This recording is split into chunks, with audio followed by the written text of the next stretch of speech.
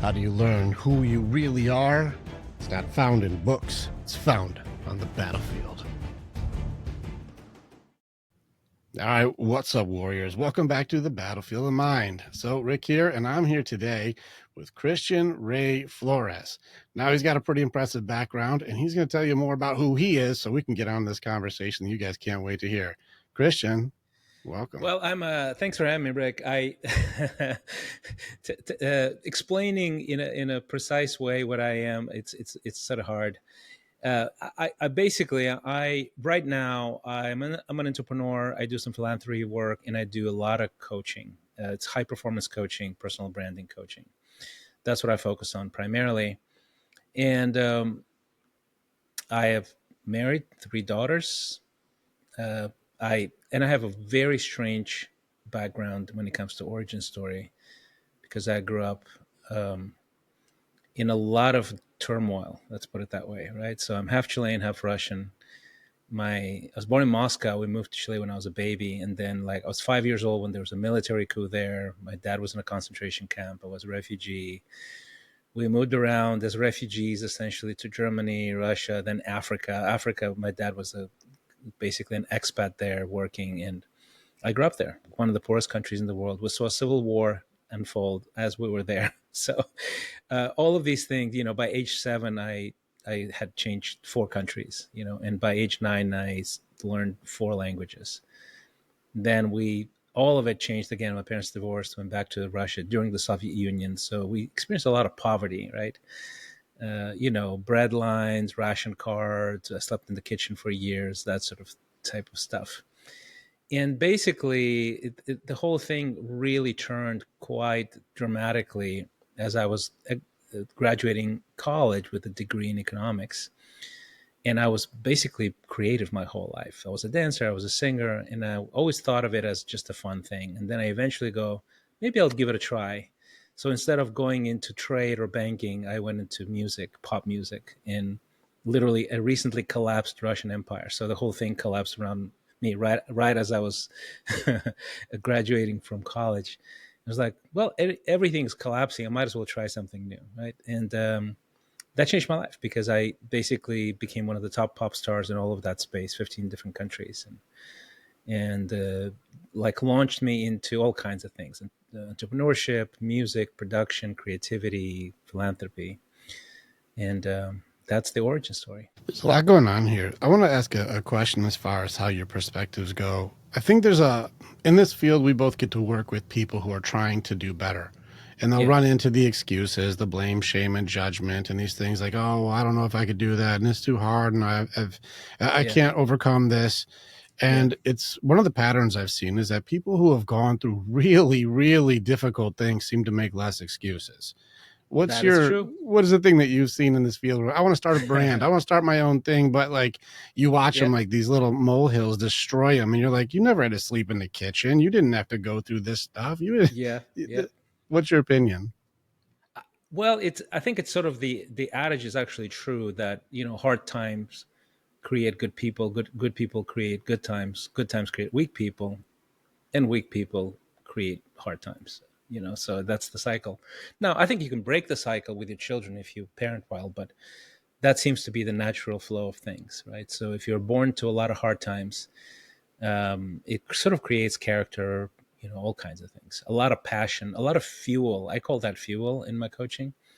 We're all fueled by something, and it's always like multiple streams of fuel, some of it good, some of it pretty dark, and sort of dissecting the kind of fuels that drive you forward is, I think, a key thing. Yeah, making strong people in all times is one of the quotes that we say too. Yeah. Because I don't wait just for the hard times. We make strong people in all times. At all our times, people absolutely. always ready. Yeah. Mm-hmm. All right. So right now, people in just your industry, because I think people are like, okay, so what do I do if I want to work with Christian? What's his thing? So I can go I want to do that. Do I work on my business with you? Do I work on my music career with you? What do I do? Well, it's really, it's two sort of, maybe 2 big buckets, right? One is a category of people who are just already doing well, and they just want to be in high performance mode as much as possible.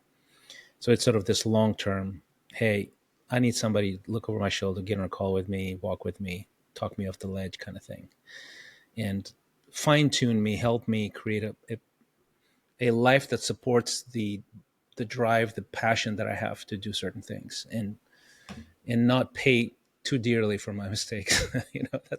That's one mode, right? It's high performance. The other mode is building a personal brand, and that is basically the kind of person that goes, I think my expertise is undervalued.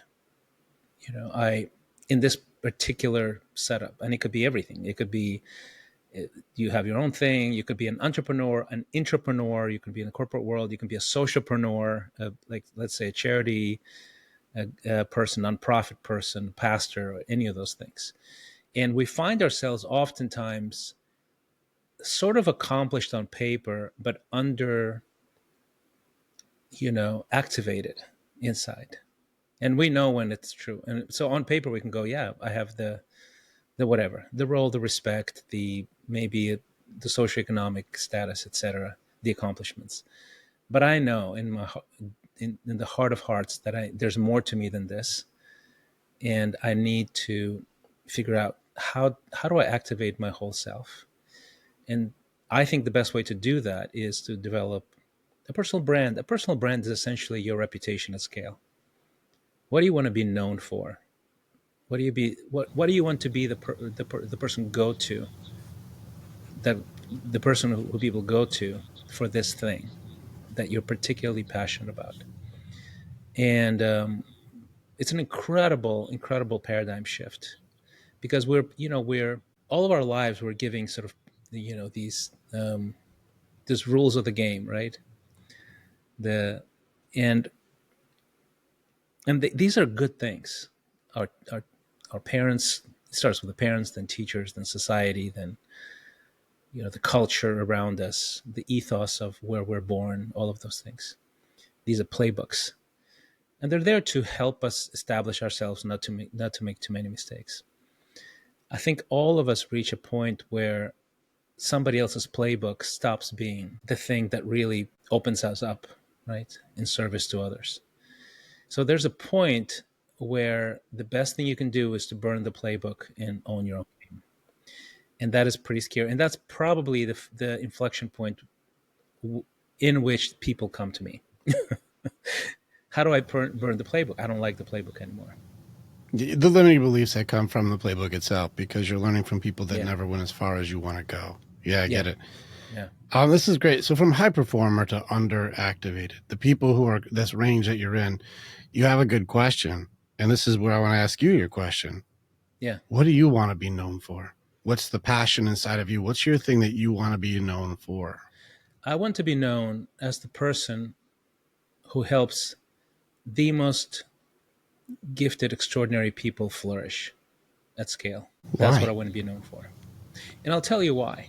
The origin story of that. I was 26 years old. I was playing, by that time, sports arenas, selling millions of albums. I had a series of hits back to back to back across 15 different countries. And I had the top hit, the number one hit was literally everywhere. Every radio, every TV station, everywhere. For a musician, that is, less than 0.5% of musicians who try ever get to experience that kind of life. And I was living it. And I was clinically depressed. And I realized that although I can be in the top 0.5% in one area, I can be in the bottom top 5% in two or three other areas, and that's going to drag me down.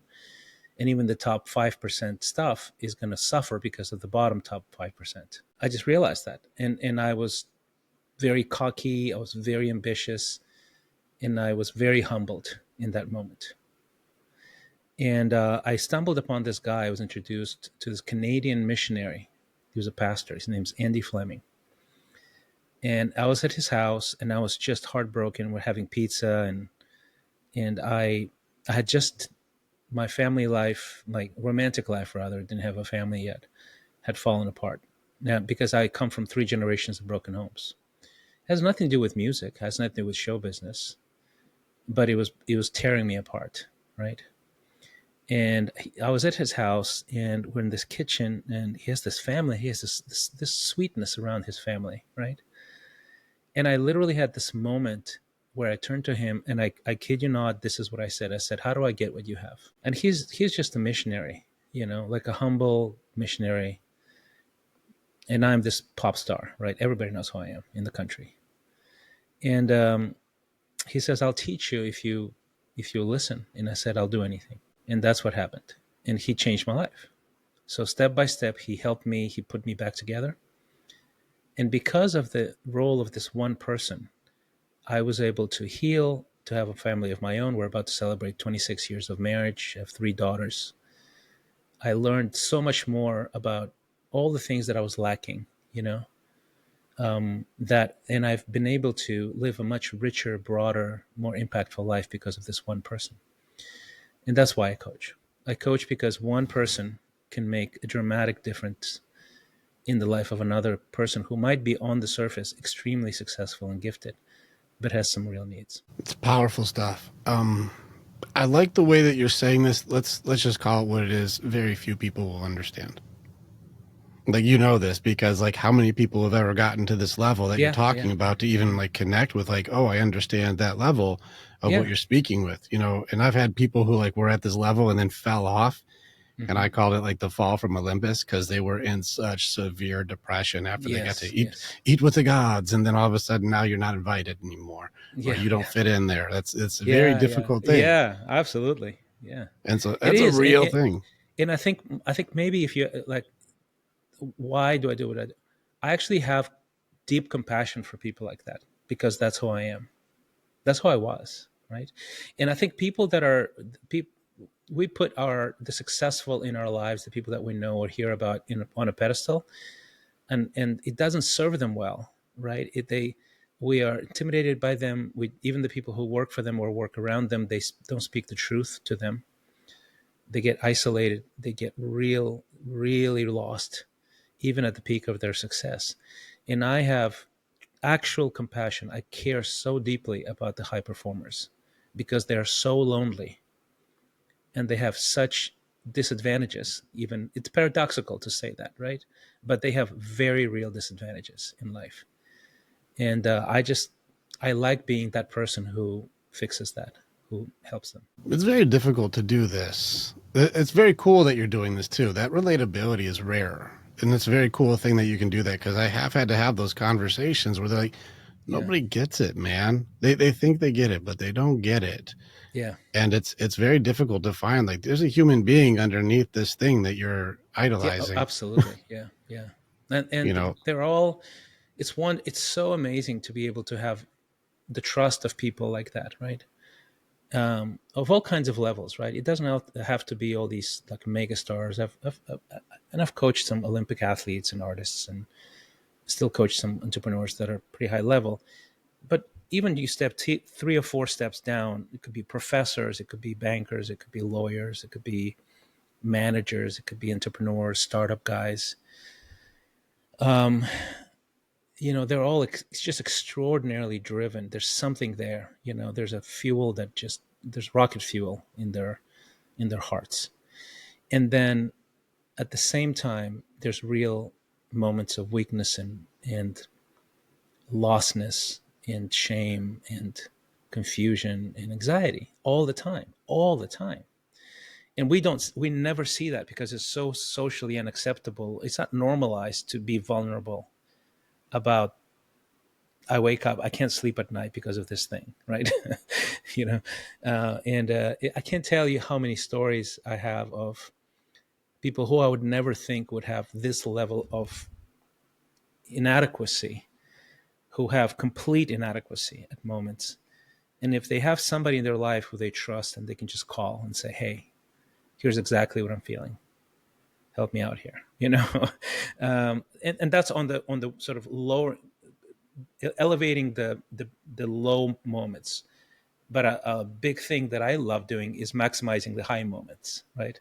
How do you get to a level of, building such a focus from the things that you're really truly good at that you become well known in your space? right? And that's another passion of mine, is that and it's really cool because it's a lot of it is principles that are fairly universal, proven, not complicated for me at least, and we can install them into, basically sort of install them as software essentially into this high performing person's life, and they just soar.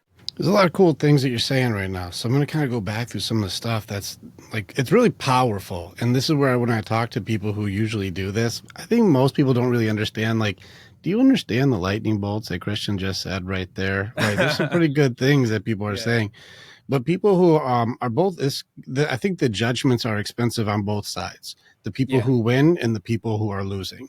And I think the judgments of others become very difficult to deal with, whether you're at the top of your game or the bottom of your game. It's expensive because you're going to be carrying the emotional judgments from others, whether it's idolization or Yeah. ridicule, shame. It doesn't matter what it is. It's a lot of weight to carry. But Yeah, it's really totally. difficult when you're either being taken advantage of or taken for granted. Hmm. And those are very difficult things to navigate, especially from people who say they love you and they're trying to use you. And this is difficult. Yeah. And that makes it so that the inadequacy and the insecurities that you have are very difficult to navigate when all eyes are on you. Yes. Yes. I That's mean, hard. yeah, well, like, I'll give you an example. I was, I had all kinds of dysfunction, three generations of broken homes. I didn't know how to, I really wanted to be loved and love and form a family. Had zero clue on how to do it, like nothing. Okay. So I would just flying blind. And on top of that, I had the layer of expectation. This is how pop stars are supposed to behave. Date runway models, you know, you know, date many people, all of those things, right? And that's what I did, and it always felt very empty and fake to me. And I still did it because I want to fit in. But I don't know better than that. Okay, so now I get some help, and I get some help, and I'm working with this guy, and he's giving me these values, these paradigms that I had no clue about ever. It's like drinking out of a fire hose. Like, I'm like, oh my gosh, this is like a whole world. And so now I feel like I'm better equipped to find a woman. But then it's like the psychological weight of, for example, knowing every person I meet and maybe go on a date with. Uh, I have no clue or no way of even finding out truly until later if she is interested in the person or the persona, because I'm everywhere. And some people might go, dude, like, seriously, you're complaining about that? That's like everybody's dream, right? Every guy's dream. And it's not, it's a nightmare. It's a nightmare if you want to find true love. It's an actual nightmare. I have no clue how to do this. So eventually, that's probably part of the reason why I married an American. I met my wife Deb in LA. I was in LA at a conference, and she used to work with like the big stars, right? MTV, VH1, like much bigger stars than I was. I was a regional star. She was working with actual real stars. So she was utterly unimpressed with me. Didn't know or care about fame, right? Like zero. So I knew she was interested just in me. I knew that for a fact. I didn't compare to the people that were trying to get her on a date. And to me, I was like, yes, thank you. And there's obviously many other amazing qualities about her. But to me, that was a real issue. So you need somebody to walk with you sometimes to get you to see something in a more real way and avoid some of the pitfalls that are just come with the life that you're leading. I'm really interested in this part. All right. I'm going to do my Rick synopsis of what you said, but then I All want to right. go that direction with you because that's good. I really do find it interesting where people try to say, like, you have everything. You have everything. That's so good. It doesn't matter if it's a top CEO, Yeah. if it's a pop star, if it's the owner of a thing, it's a champion of a trophy. Yeah. Yeah. It doesn't matter what it is. People start looking at you like you're something who has it all. And it's really interesting. Here's how you're supposed to behave to fit in. What a fascinating thing to say to a human being. You have to do this to fit in, to be loved. You have to do this to be able to fit in. And it's ironic how much of it is to compromise or fake authenticity. I'm going to say that slower because that's a paradox. Right. Fake authenticity. That's Mm-hmm. a contradiction. And yet this is the way. this is how you Oh, do totally. love. You go ahead and fake something real. It's like Yeah. that's doesn't feel like that's going to work. And that doesn't. It's true. Hmm. And so Hmm. even when you're doing everything right by what they tell you you're allowed to be, absolute failure. It never works. Oh And no. so Yeah. fascinating lesson. And we're going to honor two people here in a second. I'm actually very interested in this two things. I can't wait to honor Andy and honor Deb here because these sound like two fucking amazing people that I can't wait to hear your perspective on. All right. Y- So Andy, Yeah. Andy or Deb, which person do we want to start praising first? Probably, I would say Andy because he was the original mentor, right? What is the thing that if you can say, I want to pass this thing on, this legacy of Andy that he has given to me because the wisdoms of this man's teaching has changed my universe, and let's go ahead and create that ripple effect of this amazing man through you.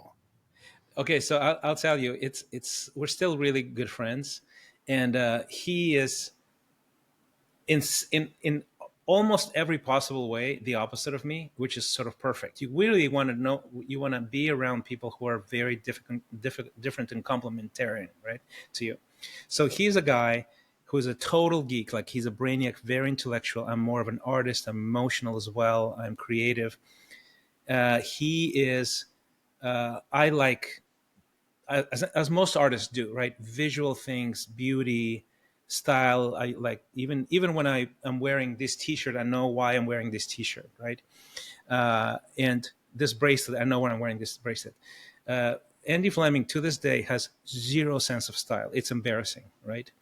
And it makes me laugh. I'm like, seriously, like it's almost like you're trying to suck at this, right? Um, and that's just how he is. Now, he had this one quality that stayed with me forever, and I've always kept it at the center of who I am. I sort of took it from him and integrated it into my life. He had this profound trust in truth. You know, he was like, "This is the truth about the universe, about God, about you, about me, about power, about money, about marriage, about sex, about parenting. This is the truth." And the world would try to shake your perception of that, distort it, but this is the truth, and you have to trust that the truth will set you free. This truth will actually carry you through the confusion, the chaos, and things like that on the other end.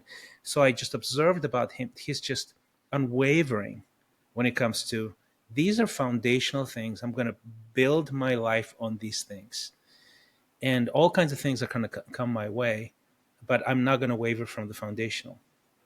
And that's it. That's the one thing that I took from him, and we still have a great time every time we get together and talk about all kinds of things. But that thing, it was the distinctive quality of Andy Fleming. It's funny, we say it's the one thing, but the one thing is all things.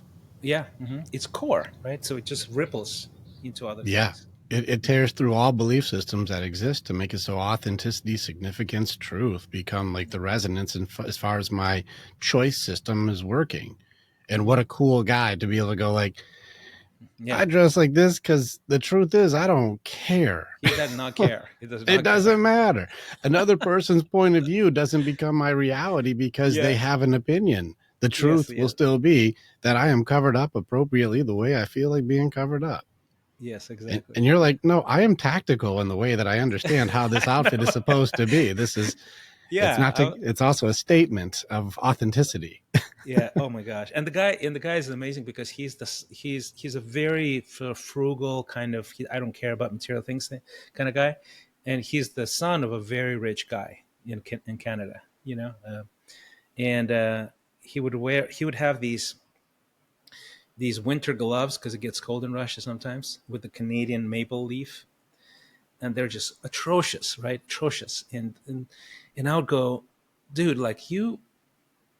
I mean, you can afford better shoes. Come on now, like you're embarrassing me. Okay, I can't take you out anywhere. Like, and he just didn't care.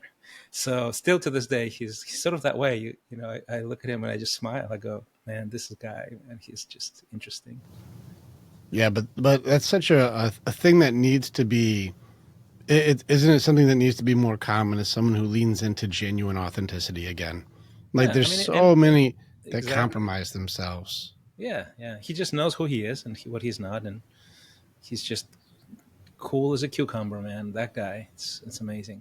Isn't it cool how somebody who can be so what's the right word? Maybe defiant or goes against the grain in the Yeah, in the yeah, persistence of truth or authenticity makes it so that somebody I can trust a lot more.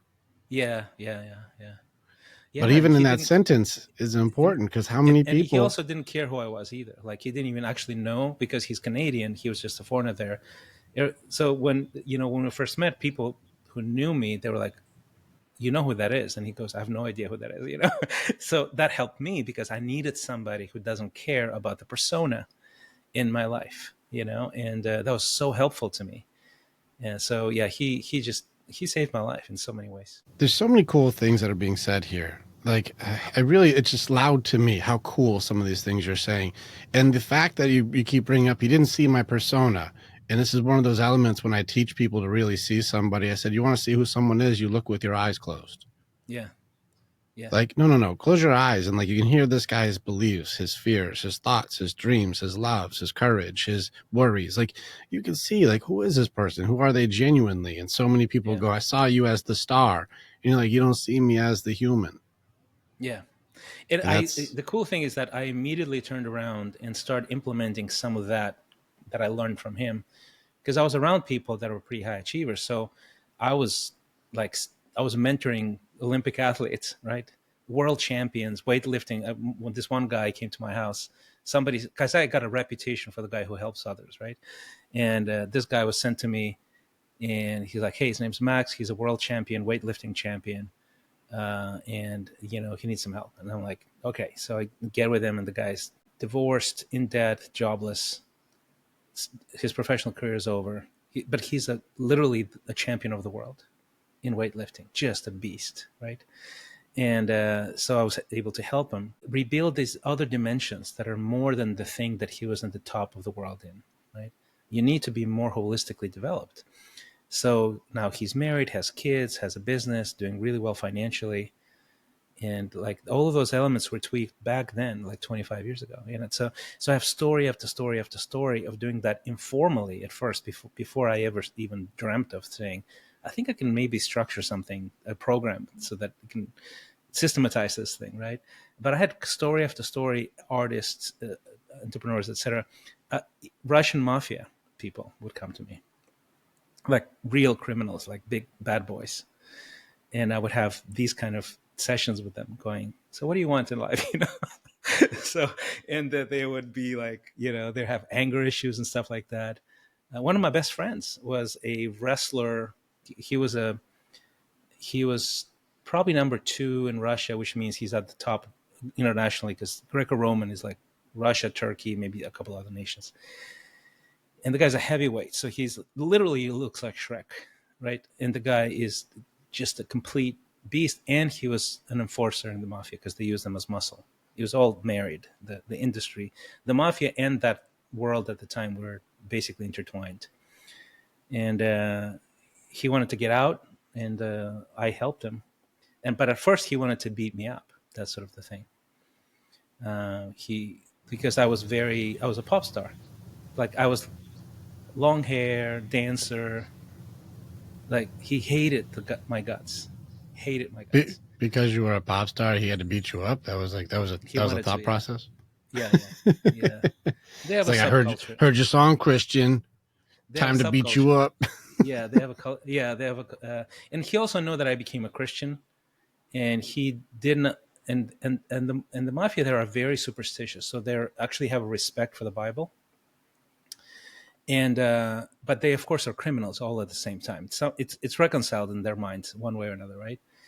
And he was like, who do you think you are? This is not, you have long hair, you do pop music. And he corners me. I was with a group of friends. I was rooting for a friend of his who was a lightweight in a big competition.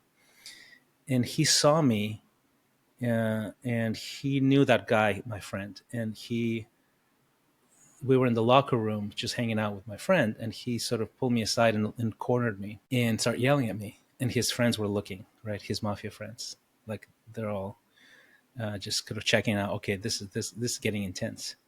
And he's just, who do you think you are, man? You have this long hair. They have all kinds of weird perceptions. These guys, right? At the time, this was the '90s, And he was like, "Are you even a real man?" And I'm going, okay, this guy's gonna hurt me. And I look at him and I go, "Are you a real man?" And he just stops. Like, no one talks to him like that. Everybody's scared of this guy. And he goes, "What are you talking about?" And I go, "Well, if you're a real man, why don't you obey the Bible? Stop being a criminal." And he just, like, he backs off immediately. And then he basically changes his ways and changes his life and wants to leave the mafia. And he comes to me and I help him. And he has threats on his life. His boss came to my apartment with a gun to talk to me about what I'm doing to his boy, literally, you know.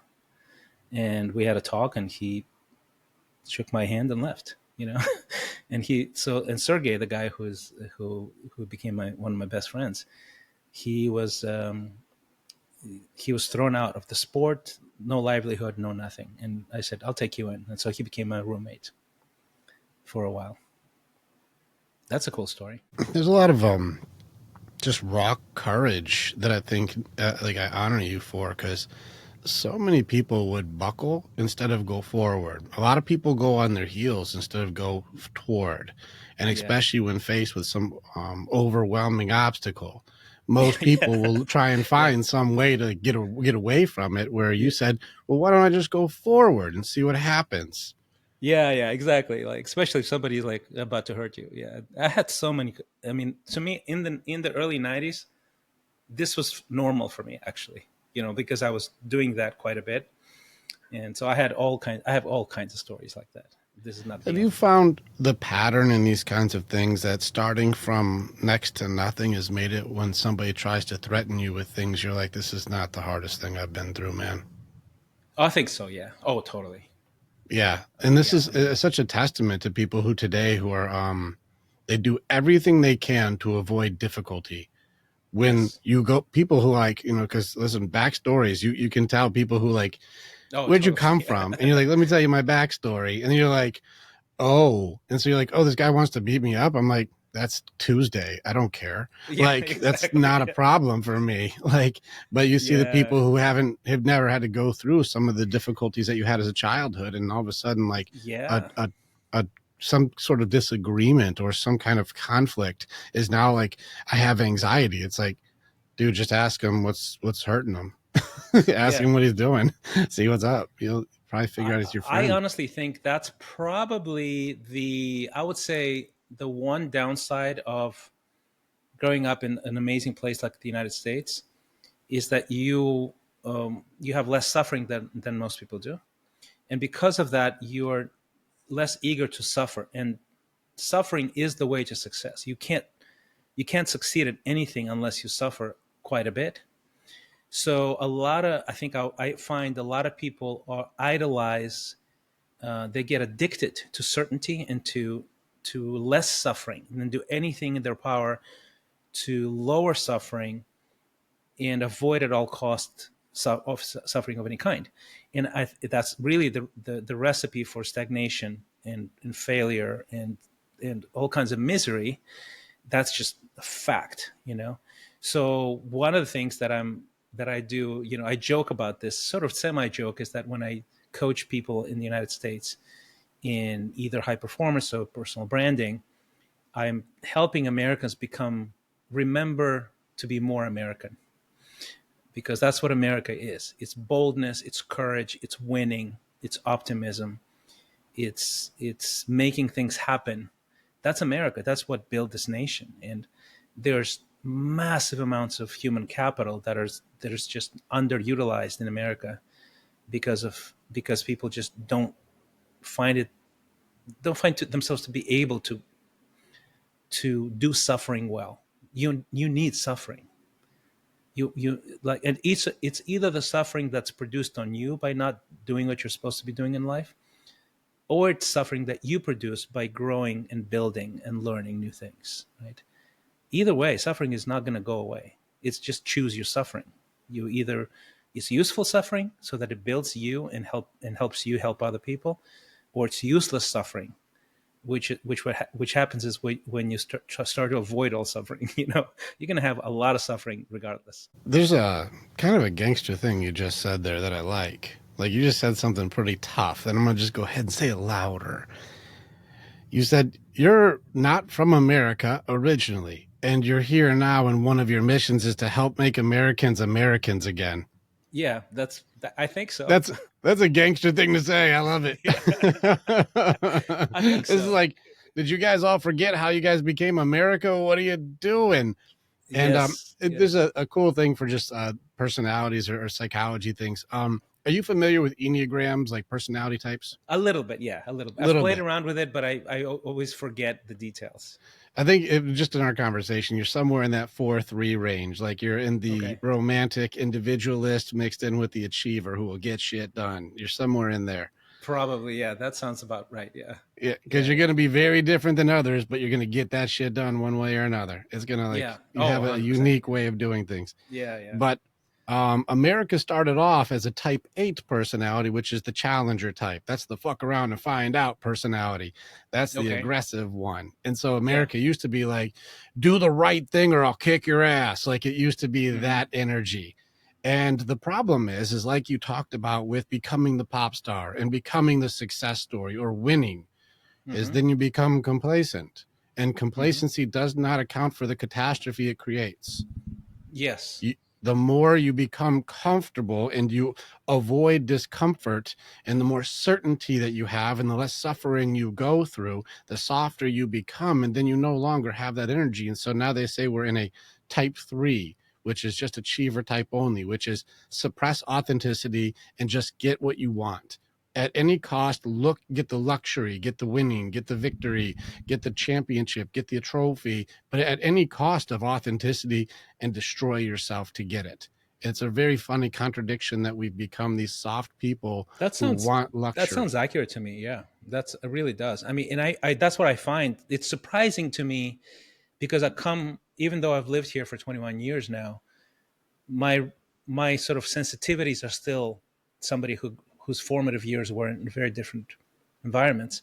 So it still shocks me that how addicted people are, very, very gifted people, to a lifestyle, a certainty, a status. There's more at stake, there's more complexity. They don't want to lose these things. So they're so attached to this, to the certainty of a certain lifestyle, level, respect, salary, you name it, right? That starting something boldly that has a high probability of failure becomes almost unconscionable. You can't do it. Emotionally, you can't do it. You can't live through that. And that is such a shame because you have to sort of destroy a little bit and revive yourself to go higher. You have to invent things. You have to innovate. And if you're playing it safe, you're not going to innovate. Like you're too attached to safety, to certainty, to all those things.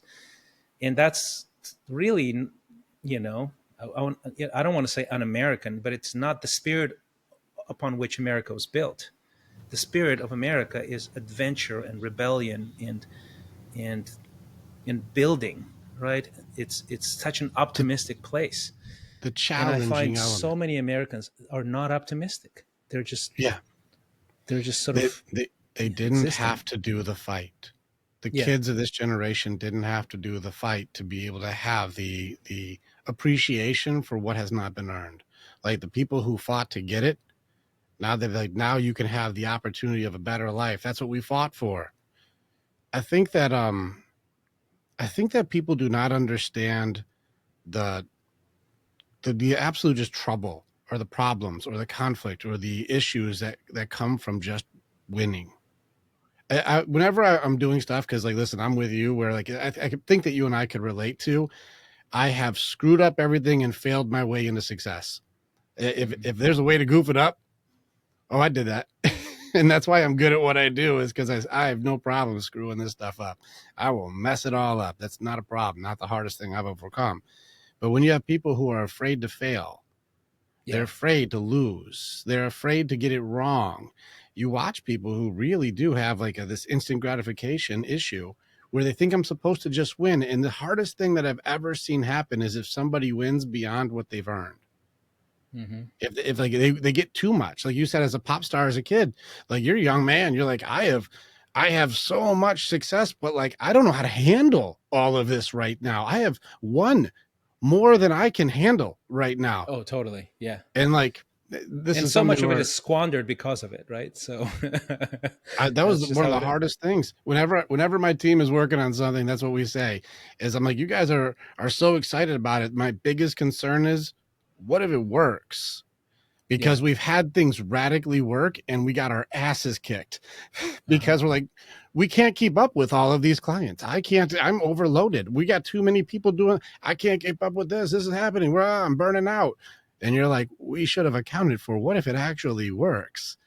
Yeah, that's a And good point. Mm-hmm. and that actually made it so that was the most suffering and the most struggle, is when you're having too many victories and you can't keep up and you're like, I don't know if I can handle all of this. It sounds like a good problem, like the more money, more problems kind of thing, but you Yeah. think so until you got them. And then you're like, it was easier when I was broke. Holy crap.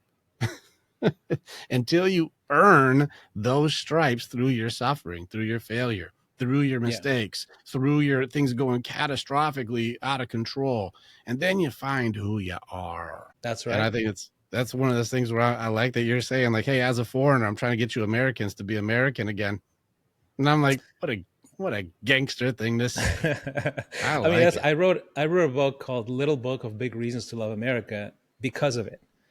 Because I was just losing my mind. I think it was right around the COVID years where I'm going, why all the self-loathing, right? There's just so much America bashing, and I don't at all mind self-criticism. I think it's a very important piece of being an American. Is criticizing your government is it's a great thing. It's a great tradition, and it's a duty if you're a citizen. And I've been a citizen for many years now. But the self-loathing thing, where you just completely, throw out everything that is good, that really messed with me. Really, really was messed with me. I was angry, and Dad was like, "Just write it down. Write it down, write it down." So I wrote down the optimistic things. I'm like, okay, 10 chapters, 10 reasons to love America, some stories to illustrate, and yeah, so that's why I wrote the book. I want to hear some of the passionate things, because I'm just going to tell you, and as a psychologist, they're going to be studying what happened in 2020 for the next 100 years. Oh yeah, yeah, yeah. Like the psychological stuff that switched overnight, and how quickly human beings shown that they do not do critical thinking and fall right into conformity immediately. It's You crazy. Yeah, you it's watch people embarrassing. whose It belief really is. systems turned upside down through just a few videos of algorithms. It didn't take much for a person who was all about inclusion to become a hate monger, and a person who was like excluding people became inclusive. It's bananas how fast everything Yeah, turned yeah, upside down yeah, overnight. yeah, yeah. What are some of the No, passions that you've got where I had to write this book? Give me a couple of the passions. We're like, okay, did you guys forget how awesome this is? Chapter 4, like, well, it's the insights that I do have, I think, are that most of the success or failure that groups of people have in countries specifically has to do with not with a political system, but really about the culture that supports it and almost like internalizes it, right? It's really not about writing a constitution. It's about the culture that actually believes in it and owns it. And basically, the way I see America is that it's a cultural stack. It's a stack of cultural traits, almost like a constellation, the stars aligned in this particular way, that created the most powerful, the most creative, the most. This is a country that pulled other countries out of poverty, right? Not just their own people. So to me, just to name a few, is first of all is sort of this acceptance of the immigrant, right? And it's not about legal or illegal. It's sort of the acceptance of the other seeking a better life, right? And I came legally. I was married to an American already for years, etc. So, and for the record, I believe the borders can't possibly be open, or you don't have a nation, right? That's just not a real thing. But the acceptance of immigrants, right? Everybody came from somewhere else. They created their own these tribes and tribes of tribes, and they morphed and they changed and all of that. So that's one. The other one I think is entrepreneurship. No doubt is trying new things. It's a very generous country. People looked out for each other, so they formed these civic organizations that are charities that are basically the bottom up. They're not government controlled; they're citizen controlled, and that's very distinctly American. You go to Europe now. It's very hard to start a grassroots charity because Europeans expect the government to do that work. So that's a very distinctly American thing.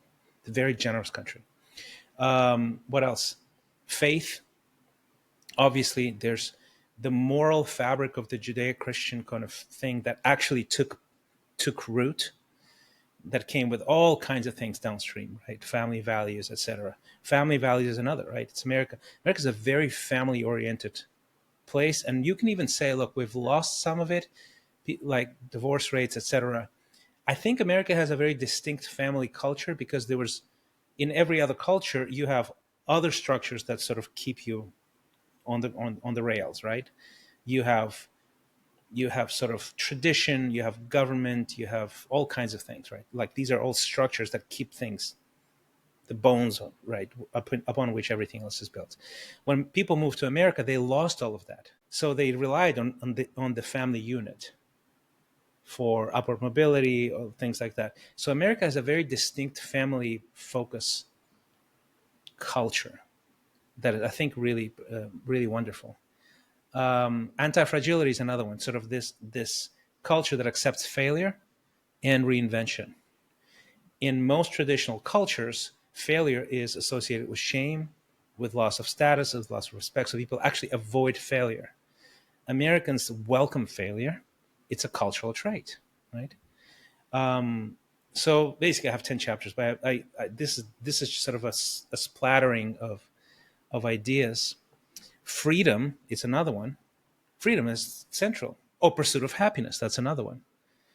It was codified, but that's not even the most important part because all kinds of people have freedom in their constitution, but they're not free by any means.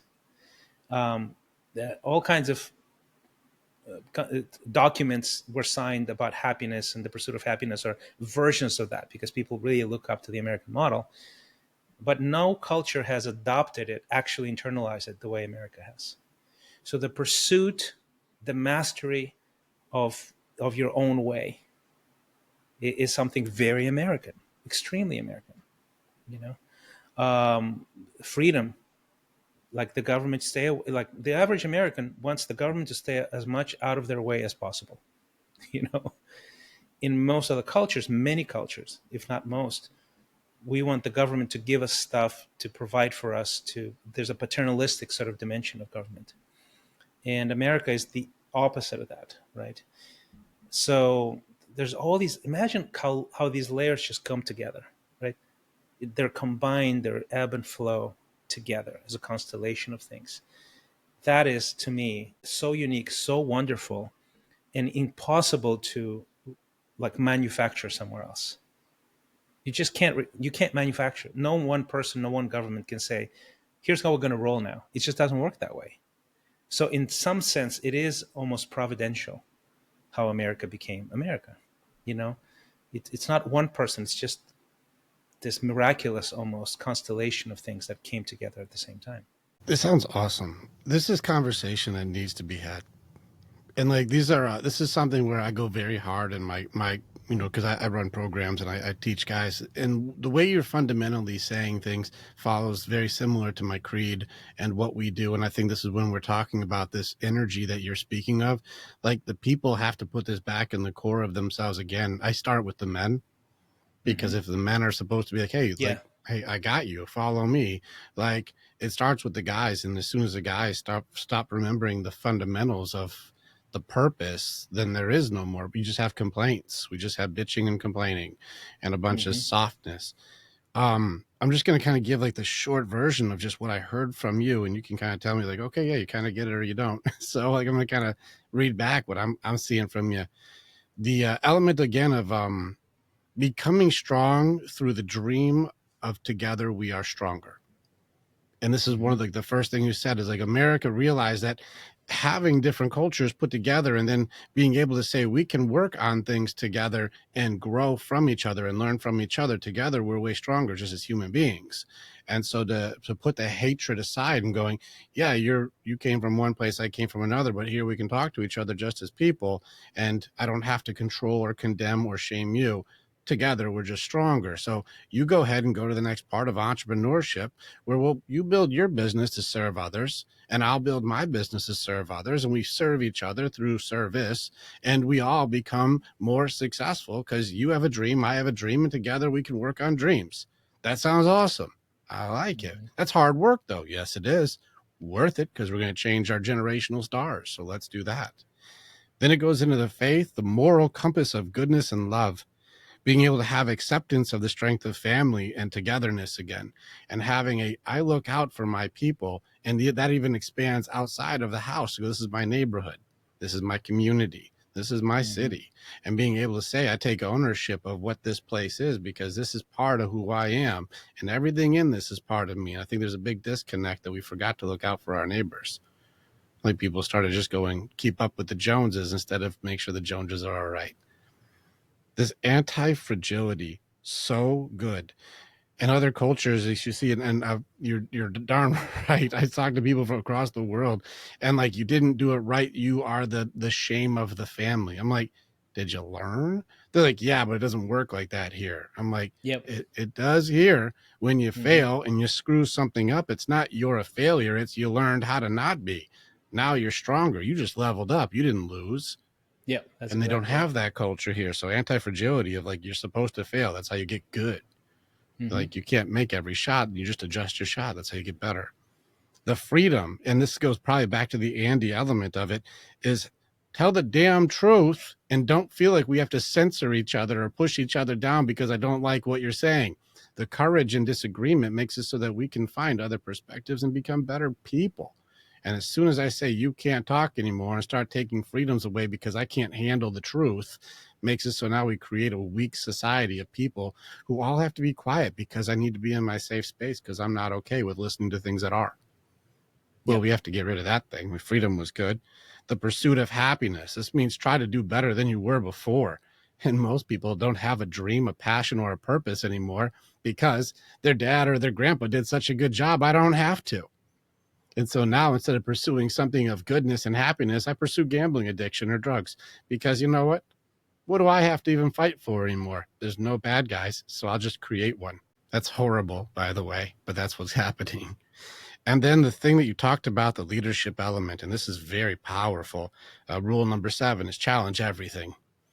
Challenge everything. And you're supposed to challenge leadership. In fact, when the guys come in to test competency to see if I am even worth working with, the very first thing I do is say, challenge my competency to see if I'm worth listening to. If I'm not, don't work with me. If you are in any organization, government, church, work, like anything, if you're in any organization and you cannot challenge the leader for competency or purpose or reason or why, if you can't ask questions without blame, shame, and judgment, you are in a cult. You are in something that is unhealthy.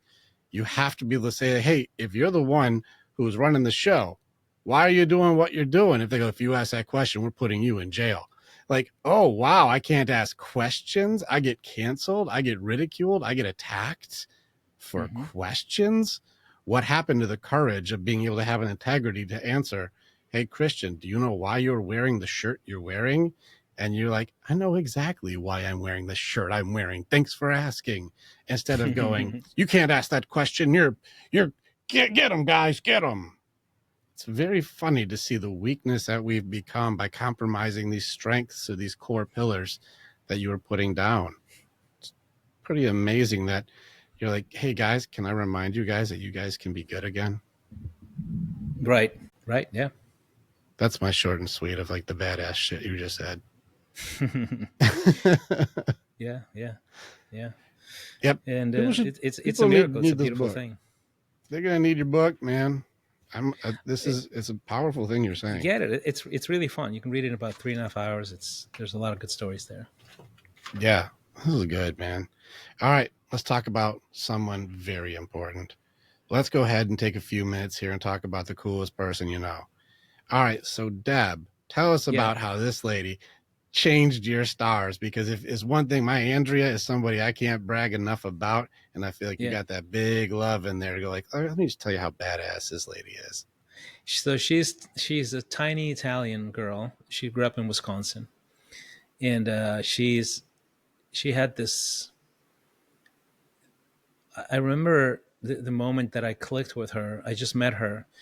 She was actually working. She was one of the organizers of the conference, because she worked in production, MTV, VH1, Universal Studios, right? So she was like had this production hustle kind of to her, and she came up to me during a mixer, and she's like, "Hey, you're gonna do a show. You're gonna do 2-3 songs. I want to get your bio so that we can introduce you."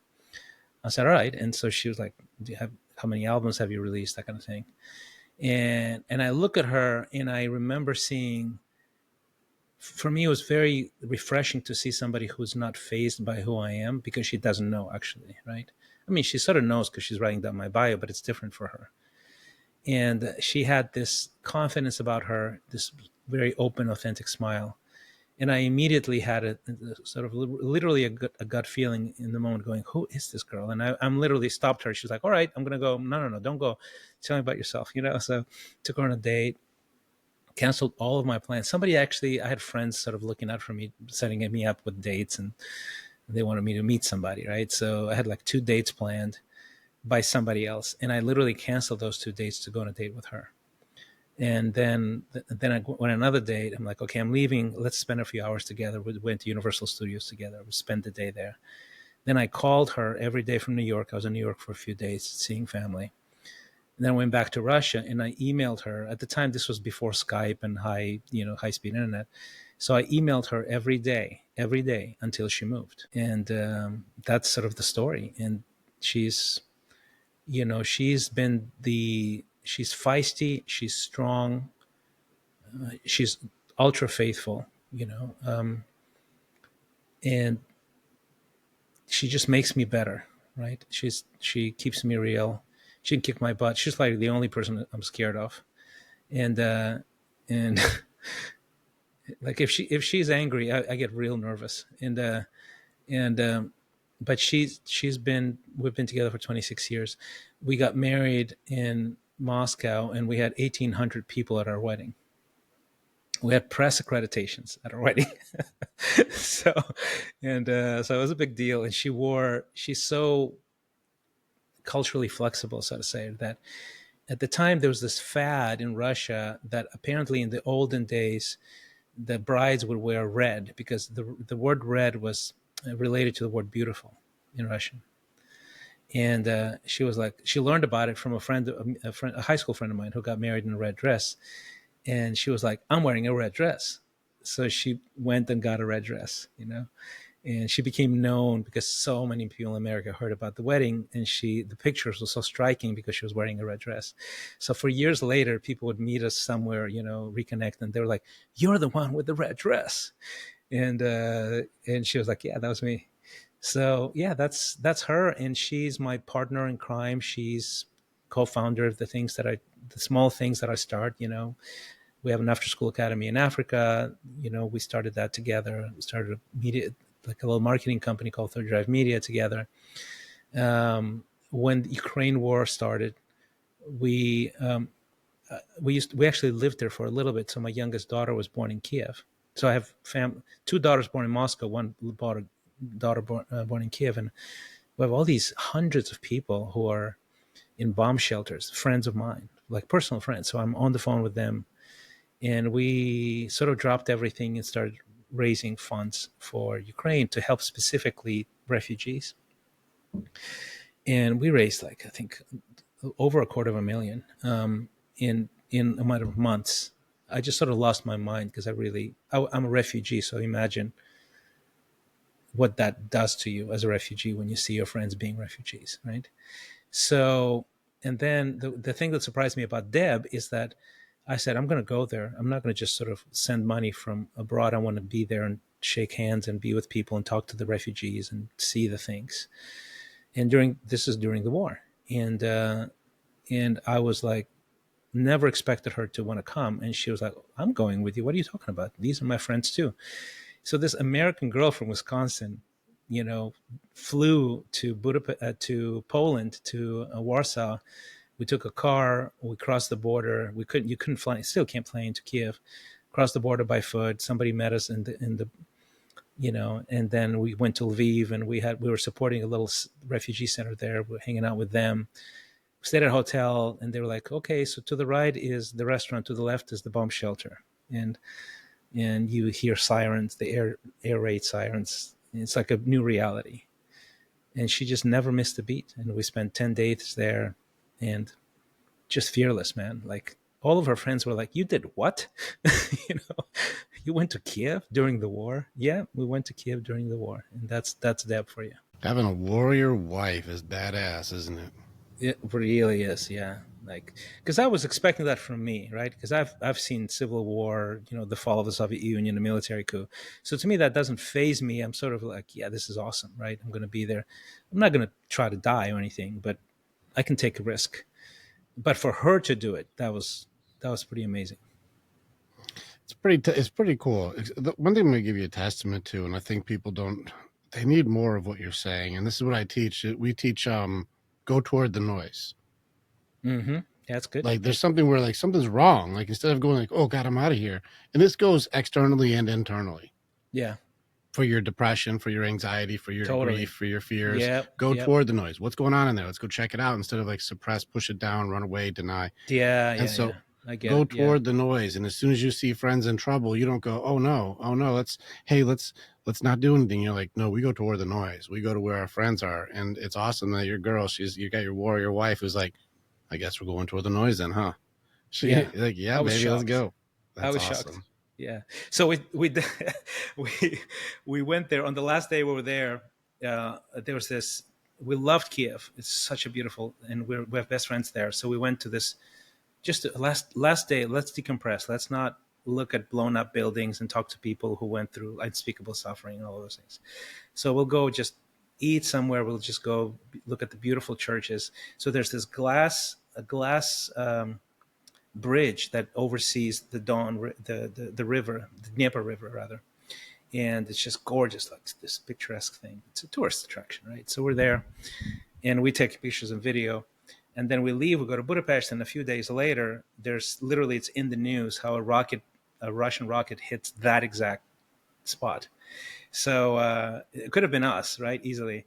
And I took the video from YouTube because there's CCTV cameras, and it's clearly that bridge. So I have like footage of me and Deb hugging on the bridge, and then the next shot is the rocket hitting it. And I send it to my daughters because I'm a boy and I think it's fun, and they start hyperventilating. I'm like, I'm okay. Like, I'm not just sending that to you to trick you into believing something happened. I'm just saying, this is crazy, right? And they're like, don't do that. That's such a dude thing to do. That is not cool, And but that's my wife. She was there with me, man. And it could have been us easily. That's why our men need men. I'd be like, Christian, let me see the video. That's exactly. A dude would go, dude, I want to see that video. Dude, send it to me. Dude, look at you. Look at you. You beat death on that one, you badass. I'm like, that's awesome. Yep. That's cool, man. Honor to that. Having a good woman in the back also is a testament to the courage that you have to be a good man. And I see you. Yeah, man. It's a very cool thing. It's a very cool thing. And I think that it's one of those things, again, I see you with my eyes closed. It's not the guy in the pink shirt who's a pop singer. It's the guy with the courage to stand up to a mafia hitman or be able to go ahead and go toward the danger and make sure that whatever the hardship is, we go toward it together. The things that scare the shit out of people is the things I go do. And people will judge these books by their covers and make it so a guy who's going through hardship makes it so that life gets better around him. What you said, actually, it's really important, not only on the things that are like big challenges, but specifically that little voice, that almost like a whisper of the soul, when things are sort of going okay, but you want change. And I think that's a different kind of noise. It's a whisper, where you're dissatisfied with where you're at. And a lot of the people that I end up working with, they have ignored that voice for way too long, and then the pain catches up with you later. But if you go towards the noise, just using the way you saying, and have some sort of ability to go, something is off in the way that I'm in the things that I'm doing in life right now. I'm dissatisfied, and I'm going to actually pay attention to it and see what it is. And these are not these catastrophic things. These are small things. If you pay attention early, you can proactively change things. If you don't pay attention, the pain's going to catch up with you, and then it will compound and get bigger and bigger and bigger until you can't ignore it anymore. And I find that to be the truth with many people who are super gifted. And I work on this sort of this purposeful professional development focal point because of that. Because I go, look, you're not supposed to be in the same exact static place your whole life. You need to be able to grow and expand and pivot and find your place. And the imagery that we used even earlier in the conversation, the playbook that was given to you, it worked in the beginning. It doesn't work anymore. Are you acknowledging that? Are you even feeling it? Are you doing something about it? Are you ready to burn the playbook? Because there's a time where you should do it, or the playbook is going to own you. It's going to play you. You're not playing Yeah. the game anymore. The game is playing you. That whisper, I call that the whisper of potential. That's good. I like that. It's the whisper of the potential that you're not going toward that thing that used to drive you. Yep. Complacency it comes in softly. Like It does. complacency It comes really in does. Yeah. soft. It creeps in on you, and it's just very, very, very, very subtle. Yeah, And as soon as you absolutely. start, like you said, the gifted people, they start getting high enough out of the muck that they're like, hey, there's a beach up here. Like, we're not in hell anymore. They're like, there's a beach. And they're like, yeah, there's a beach. It's like, we're not thinking about climbing the next mountain. We just want to go to the beach now. But Yep. then you're like, we made it to the beach. And then everything starts to sink again. Everything starts to fall apart. And you're like, oh no, we're backsliding. What's going on? And then you want to go back up. But I think once you start going like, okay, mountain time, and you get up high hmm enough, then people go like, well, now I'm high enough that I'm actually worried about losing. Yeah. Used to There's too used much to at stake. Yeah. Now I got too much to lose, and now I'm more Yeah. worried about taking risk, because if I That's take risk exactly now it. and I lose, I could lose everything, and that's a Yeah. lot to lose right now. But Yeah. before I didn't That have is anything. that's literally the name of the game. You reach a certain point, you have too much to lose, you stop taking risks. That's it. It's that simple. Then the whisper. The And it reminds me, whisper. like, made me think of that Frozen too, like into the unknown, like that whole thing, yeah. where it's Yeah. like I hear you whispering, but I'm trying to ignore you. I don't know That's who it. you are, but I've already done That's my exactly it. adventure, That's and it's exactly it. like, Yeah, and we ignore it. no, And I mean, grown men and women, very, very talented, very accomplished. They just ignore it for years and then decades, and then you can't ignore it anymore. yeah, that's. I think my buddy just had me read The Alchemist, and there's a part of that in there. I don't. Have you hmm read that? A long time ago. It My was a long gosh, time. yes. There's that section where like the guy was talking to him in the desert about like you could stay here with your girl. You could stay Uh-huh. here, but Yeah. in the first couple years, you're gonna start watching the dream that you have inside of you just die in front of you. If you Uh, avoid the whisper, if you avoid the part of you that yeah. knows that you're supposed to go on this adventure, there's a calling in your soul that says, Yeah. go Yeah. do Yeah. it. And each year you'll have to create new justifications as you watch the plant of your dream wither and you watch it die. And That's then your exactly girl how will it have works. Yeah. resentment and you'll have resentment and you'll watch yourself live your days out as like, man, I really should have followed that North Star in my soul that I ignored. Yeah. And That's exactly how it is. Yeah. that's some heavy stuff, but that whisper yeah. of potential. Also, the women. This is something I've learned just from watching the behavior of people. Is complacency even through victory is still a living hell for the ladies. And what I mean by Oh, that totally. Yeah. is a man who stops working on being the best version of himself. And like this is where I've seen like the entrepreneurs who sold the business and now I've got millions of dollars and don't have to work anymore, or the people who have an inheritance that came from somebody and now I don't have to work anymore, or hmm they don't have to do anything anymore. I have everything taken care of for the checklists. And the women that I've seen that are with men who have the success already taken care of, or they have the 9 to 5 job that pays just enough that everything's taken care of, and they get into the routine of the same thing every day, every day, every day. It doesn't matter if they're hyper wealthy or found like a safe, secure routine. The guy stopped growing and he stays there. And the women are like, he doesn't do anything. He's like, well, what do I have to do? I already have all the check marks done. It's like, but I know that there's something in you that could do better. You have more in you. You can reach higher. You can grow further. You can be more because you have everything it takes to do it. And there's something inside of a lady, like they're like Prince's mother, where they're just never satisfied. And I think it's because they're the inspiration inside of a man to say, like, hey, go further. You're built to do greatness. Don't stop just because you have some achievement.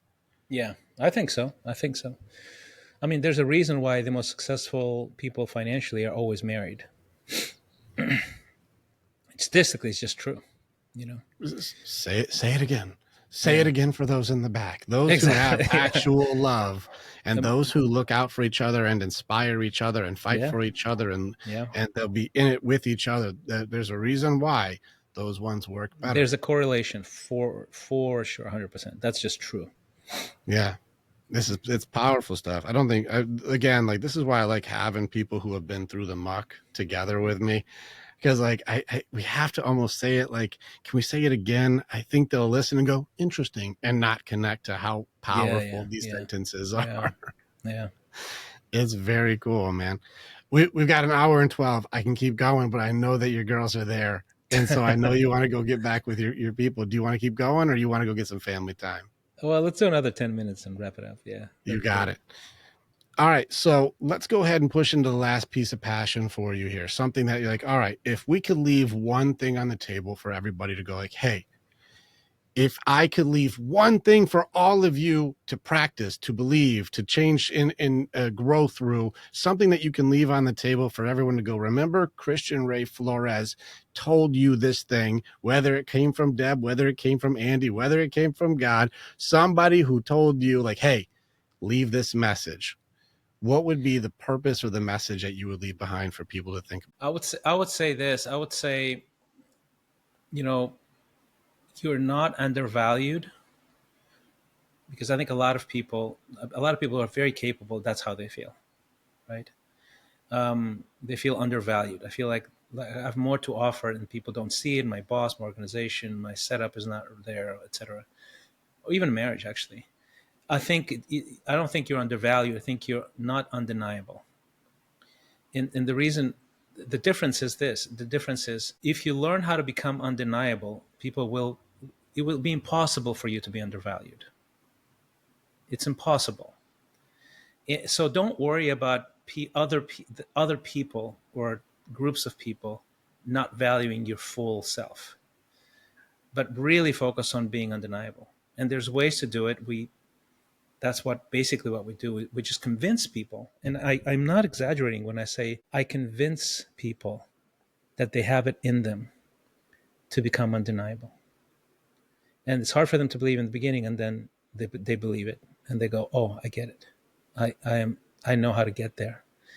And the high performance piece is really important to that. And then I think the personal branding piece for me was the earliest lesson that I learned, if you think about it. So all these things are full circle things, right?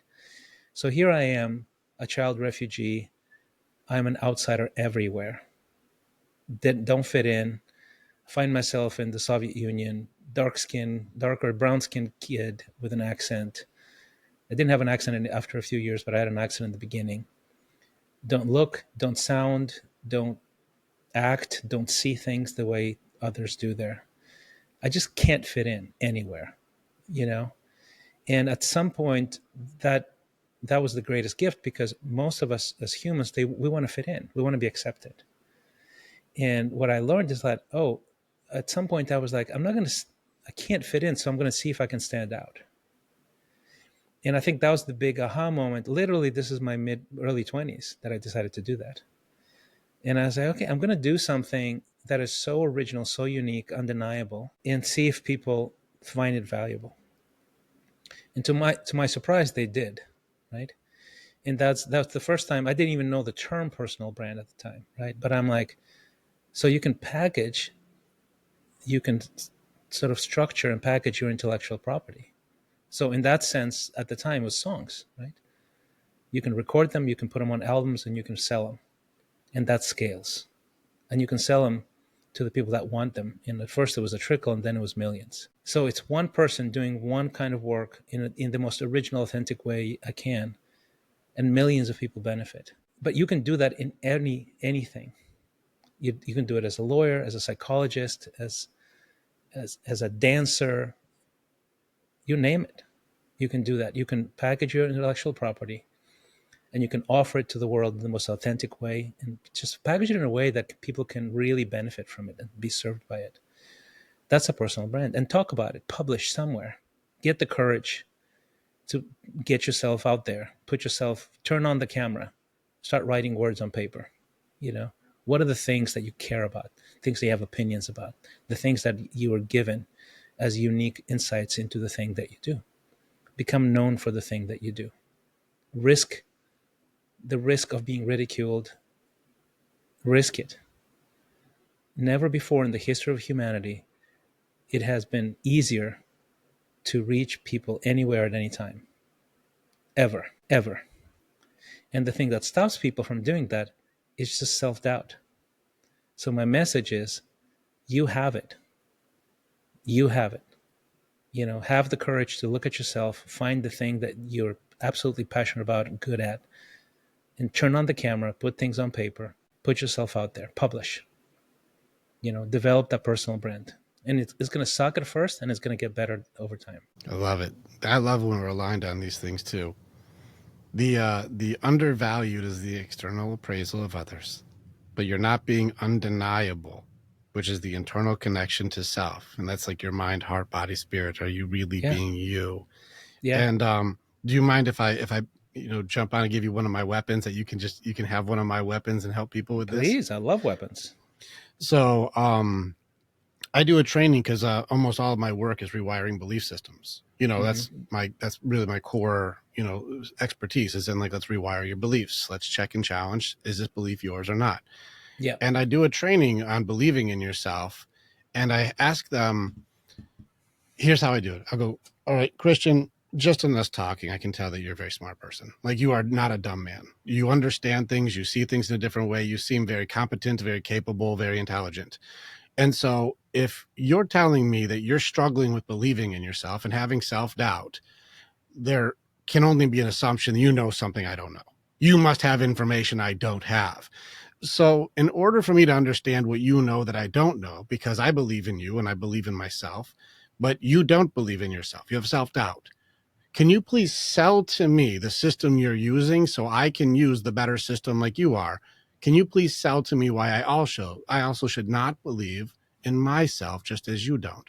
Why do you use that system? I've done this a countless times. I don't know how many times I've done this training.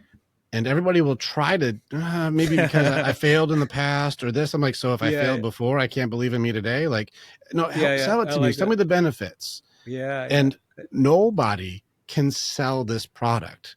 Nobody can convince another person to not believe in them. And we start laughing about this. Like, this doesn't make any sense at all. And the more we recognize this is irrational, it's a lie. It doesn't make any sense. I'm like, I know, right? And then I say, so why did you buy it? Yeah. I like that. Who That's sold great. That's it a to great you? tool. Somebody sold it to you and you bought it. And you can't even garage sale give this thing away. And yet you bought it and you sacrificed every single thing that you could be for nothing, something you can't even sell. Can we go back to this contract and get rid of that? Because you can't even use this product. We know it's a lie. Can we go ahead and get rid of I don't believe in myself? Because from the bottom of my soul, connected to yours, I do not understand why someone does not believe in themselves, because you can't even sell the idea and make it make any sense at all. Yeah, I like it. I'm going to use that. Feel free to use that, because you'll pull some people out of hell with this one, because they can't rationalize their own doubt. Yeah. Absolutely. It's very good. Yeah. That's good. Thanks, Rick. Very cool. Man, if you can't fit in, stand out. I love it, Hmm. Christian. I appreciate you so much, man. Such an honor.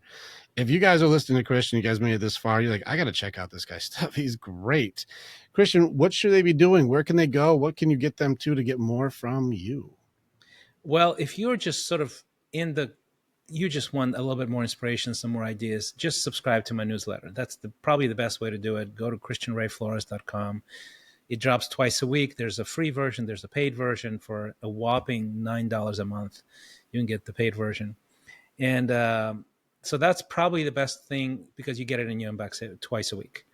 If you're one of those people that go, oh, I need to work with this guy, how do I do that? Go to exponential.life, spelled without the E, starts with an X.